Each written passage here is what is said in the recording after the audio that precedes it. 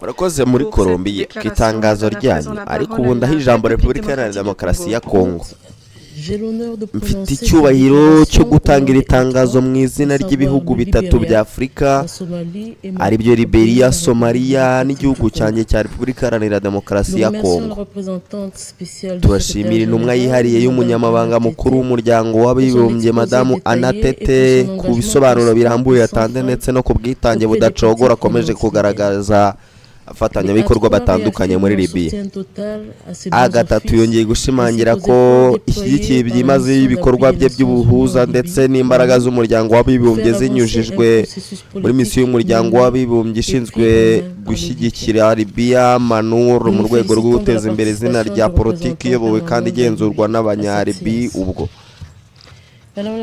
turishimira kandi ubwo uhagarariye Libya muri Loni yitabiriye iyi nama. Madame Presidente, A3 irashimira ubutwari, ubushake n'umwete abaturage ba Libya bakomeje kugaragaza. Nubwo igihugu gikomeje guhura n'ibibazo bitandukanye, abaturage bakomeje guhangana no gushaka inzira y'amahoro zishingiye kuri demokarasi mu rwego rwo kubaka ejo hazaza ha Libya. Turashishikariza abavandimwe bacu muri Libya gukomeza iyo nzira kugira ngo bashobore gutsinda amacakubiri, gushimangira ubumwe bw'igihugu ndetse no kurangiza inzira ya politike igizwe n'impande zombi iyobowe n'abanyalibi kandi aribo bonyine bafite ububasha bwo kugena ejo hazaza h'igihugu cyabo. Mu mezi ashize MONUSCO yakoranye hafi n'abafatanyabikorwa batandukanye bo muri Libya mu rwego rwo kubaka ubwumvikane ku ikarita y'inzira ya politike yatangijwe muri Kanama 2025, ikaba ifashwamo na MONUSCO. Intego nyamukuru ye ni ugutuma amatora y'igihugu aba ndetse no kungwa no guhuza inzego za leta. Ni muri urwo rwego A3 yishimira intambwe imaze guterwa muri iyi karita y'inzira ifashwa MONUSCO, cyane cyane ibiganiro byagiranye n'abakinnyi ba politike n'abandi bafatanyabikorwa muri Libya, ibikorwa bya komite 6x6 ndetse n'ibiganiro byubatswe neza, byose bikaba biri mu buryo bw'ingenzi bwo kongeranya imyanya itandukanye no kugera ku bwumvikane ku bijyanye n'inzego za leta n'amategeko y'amatora bikenewe kugira ngo inzibacyuho irangire. Izi mbaraga zagiye zunganirwa n'ibiganiro bigari kandi birimo abantu benshi byageze ku bihumbi by'abaturage, bikaba byaranatumye amajwi y'abagore, urubyiruko ndetse n'imiryango itishoboye cyangwa igiye ishyirwa ku ruhande yumvikana. La prochaine réunion prévue au mois d'août pour faire progresser la cause sur le processus électoral. Abanyalibi bafite byo kongera gufata mu maboko yabo igenamigambi ry'ejo hazaza h'igihugu cyabo. Inama iteganyijwe muri Kanama izaba igamije guteza imbere ubwumvikane ku bijyanye n'inzira y'amatora, igihe gikomeye kandi n'intambwe y'ingenzi. Ni amahirwe ku mpande zombi yo kugaragaza ubuyobozi, gukomeza ibiganiro kugira ngo zikemure bikomeje kubangamira ubwumvikane ndetse no kongera gushimangira ubushake rusange bwo kurinda bumwe muri Libya. Gushyira mu bikorwa ibyifuzo byavuye mu biganiro byubatswe n'umuryango w'abibumbye nibyo by'ingenzi cyane, by'umwihariko hakenewe gushyira imiyoborere imwe yemewe kandi ifite ububasha, iyobowe n'urwego rumwe rukora neza rushobora kuyobora igihugu mu gihe cy'inzibacyuho no gushyiraho urufatiro rw'amahoro arambye n'iterambere rirambye.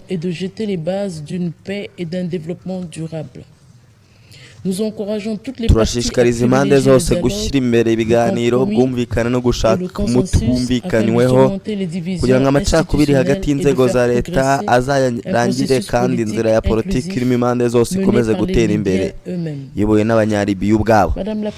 Madame Presidente, ku bijyanye n'umutekano, A3 yishimira ubwumvikane bwagaragaye hagati y'inzego za gisirikare z'umutekano zo mu burasirazuba no mu burengerazuba ndetse n'imbaraga za komisiyo ya gisirikare ihuriweho na 5/5. A3 irashimira ko agahenge kashyizweho i Tripoli muri Gicurasi 2025 gakomeje kubahirizwa ku rugero rushimishije, nubwo hakiriho guhangana n'amakimbirane hagati y'ingabo n'imitwe itandukanye ishyigikiye guverinoma y'ubumwe bw'igihugu n'indi iri ku ruhande rw'abatavuga rumwe nayo. Nubwo habayeho imvururu abantu bamwe harimo n'imirwano iherutse kubera izawuya igaragaza ko umutekano ari muke kandi amakimbirane atarakemuka akomeje gutwara ubuzima bw'abantu. Abaturage b'abayobozi ba Libya bagaragaje kwifata no kwanga ko ibintu birusha gukara. Mu majyepfo ya Libya imirwano iherutse kuba hagati y'itsinda rishinzwe ibikorwa byo kubohora amajyepfo y'ingabo z'igihugu cya Libya hamwe no kongeraho amarondo ndetse n'ibikorwa byo kurinda imipaka, bigaragaza ko hakenewe byihutirwa ivugurura ry'urwego rw'umutekano uhuriweho kandi ridaheza uruhande urwo ari rwo rwose. Ainsi que de l'unification progressive des institutions militaires et sécuritaires libyennes. Bien que des progrès aient été accomplis, hakenewe kandi guhuza buhoro buhoro inzego za gisirikare z'umutekano za exige une action collective urgente.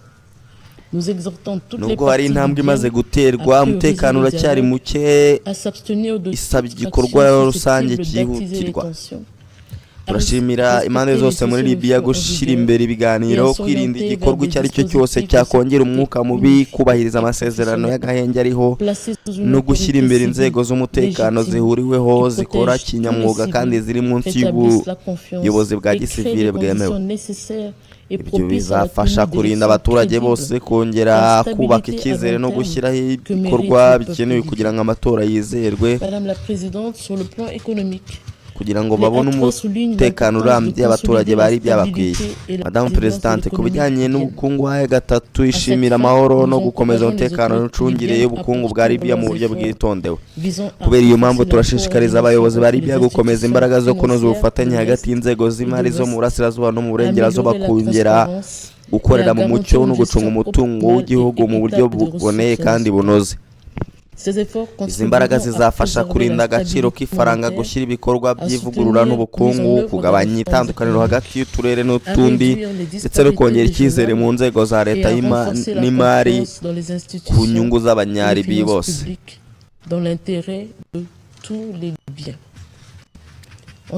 Twongera gushimangira ko uwo mutungo wafunzwe hagamijwe kurinda no kubungabunga agaciro kawo ku nyungu z'abaturage ba Libya, atari gukorera inyungu inzego z'ibigo biwufite cyangwa biwucunga. Agatatu irasaba ko buri wese uzaba yarenze kuri izo nshingano azabazwa mu buryo bwuzuye, harimo gusana ibyangijwe no gutanga indishyi. Turashimangira kandi ko hakenewe gukomeza gushyigikira igenzura ryimbitse n'ibikorwa ry'ishoramari rya Libya kugira ngo hamenyekane neza umubare wose w'umutungo wafunzwe, aho uherereye ndetse n'uko uhageze. Hanyuma aho bijyanye n'ubutabazi,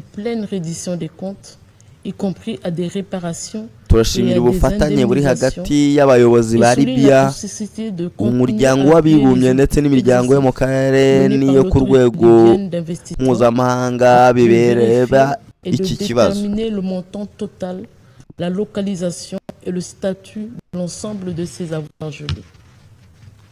Enfin, sur le plan humanitaire, les A3 accordent une attention particulière à la situation des migrants, des réfugiés et des demandeurs d'asile transitant par la Libye. Nous saluons la coopération entre les autorités libyennes. Umurongo wacu urasobanutse. Turashaka igisubizo cya politiki gishingiye ku mahoro kiri impande zose kandi kiyobowe n'abanyalibiya ubwabo. Dushaka kandi Libya imwe iyobowe n'inzego zemewe kandi zibazwa inshingano zishobora guha abaturage umutekano, icyubahiro n'iterambere, ari nako zigira uruhare mu kubungabunga amahoro n'umutekano ku mugabane wa Afurika wose. Au trafic des migrants et à la criminalité transnationale organisée dans le respect des obligations internationales et des droits de l'homme. Pour conclure, Madame la Présidente, les A3 réaffirment leur soutien indéfectible à la souveraineté, à l'indépendance, à l'unité et à l'intégrité territoriale de la Libye. Notre objectif reste clair. Umurongo wacu urasobanutse.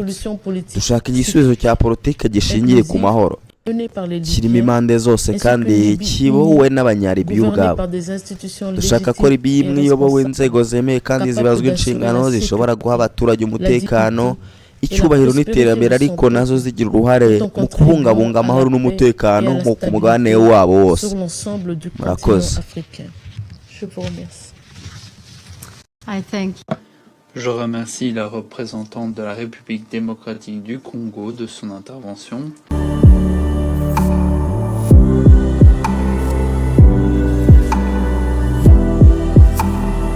Merci à la Colombie pour cette déclaration. Je donne à présent la parole à la République démocratique du Congo.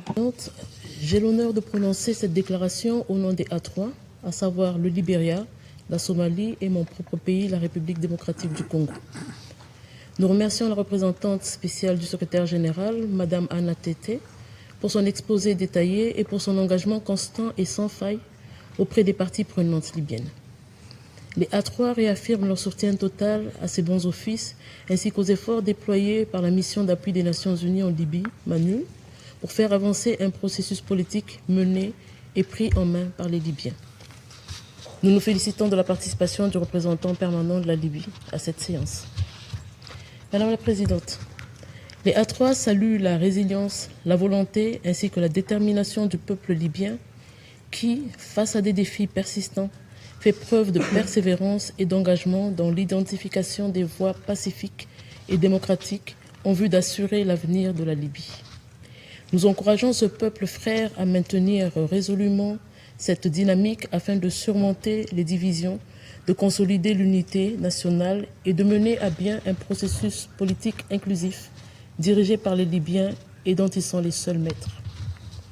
Au cours des derniers mois, la MANUL a travaillé en étroite collaboration avec les parties prenantes libyennes afin de dégager un consensus autour de la feuille de route politique lancée en août 2025 et facilitée par la MANUL, dans le but ultime de permettre la tenue d'élections nationales ainsi que la réunification des institutions de l'État.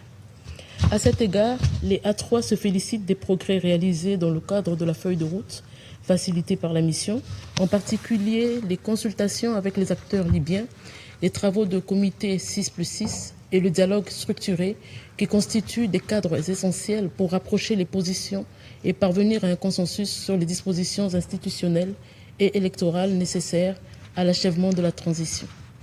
Ces efforts, soutenus par des consultations inclusives et de grande envergure, touchant des milieux de citoyens et garantissant que les voix des femmes, des jeunes et des communautés marginalisées soient entendues, témoignent de la détermination des Libyens à reprendre en main l'avenir de leur pays.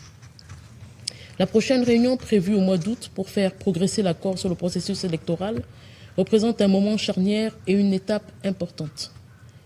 C'est en effet l'occasion pour toutes les parties de faire preuve de leadership, de poursuivre les consultations afin de surmonter les impasses persistantes et de réaffirmer un engagement commun en faveur de l'unité de la Libye et de ses aspirations démocratiques. La mise en œuvre des recommandations issues du dialogue structuré des Nations Unies revêt une importance tout aussi cruciale, en particulier la mise en place d'une gouvernance unifiée et légitime au sein d'une autorité exécutive unique et efficace, capable de guider le pays tout au long de la période de transition et de jeter les bases d'une paix et d'un développement durable. Nous encourageons toutes les parties à privilégier le dialogue, le compromis et le consensus afin de surmonter les divisions institutionnelles et de faire progresser un processus politique inclusif mené par les Libyens eux-mêmes.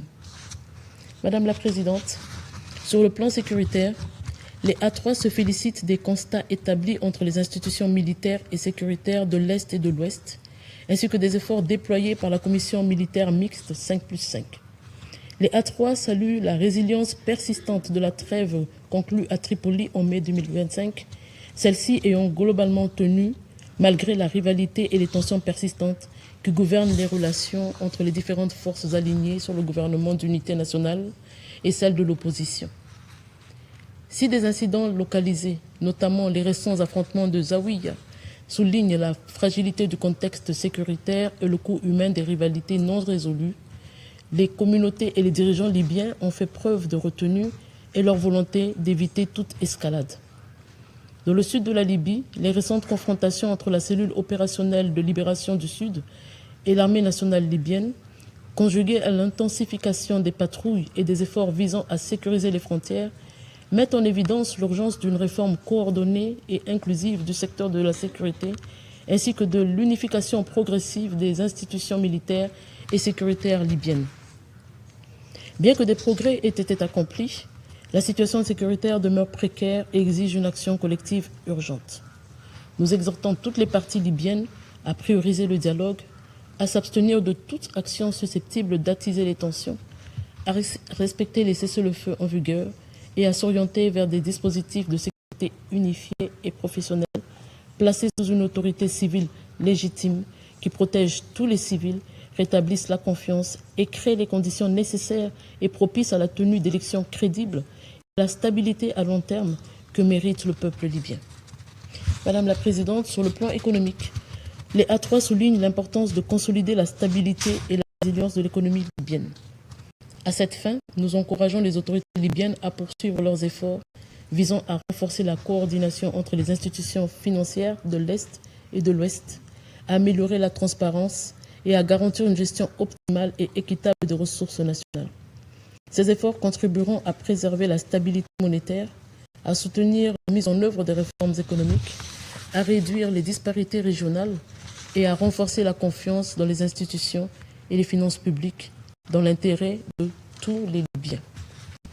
En ce qui concerne les avoirs gelés de la Libye, les A3 expriment leur profonde préoccupation face à toute érosion continue de ces avoirs ou de leurs valeurs causées, notamment par une utilisation abusive, une mauvaise gestion ou par toute pratique susceptible de compromettre leur préservation par certaines institutions financières internationales. Nous réaffirmons que ces avoirs sont gelés dans le seul but de protéger et de préserver leurs valeurs au profit du peuple libyen et non pour servir les intérêts ou profiter aux institutions qui détiennent ou gèrent ces fonds. Les A3 demandent que toute violation de cette obligation donne lieu à une pleine reddition des comptes, y compris à des réparations et à des indemnisations, et soulignent la nécessité de continuer à appuyer les audits exhaustifs menés par l'autorité libyenne d'investissement afin de vérifier et de déterminer le montant total, la localisation et le statut de l'ensemble de ces avoirs gelés. Enfin, sur le plan humanitaire, les A3 accordent une attention particulière à la situation des migrants, des réfugiés et des demandeurs d'asile transitant par la Libye. Nous saluons la coopération entre les autorités libyennes, les Nations Unies et les organisations régionales et internationales concernées. Nous encourageons la poursuite afin de contribuer à la protection des personnes vulnérables et à la défense de leur dignité et de leurs droits. Nous encourageons également le renforcement de la coopération entre la Libye et ses voisins afin de relever, dans un esprit de partenariat, les défis communs liés à la sécurité des frontières, à la traite des êtres humains, au trafic des migrants et à la criminalité transnationale organisée dans le respect des obligations internationales et des droits de l'homme. Pour conclure, Madame la Présidente, les A3 réaffirment leur soutien indéfectible à la souveraineté, à l'indépendance, à l'unité et à l'intégrité territoriale de la Libye.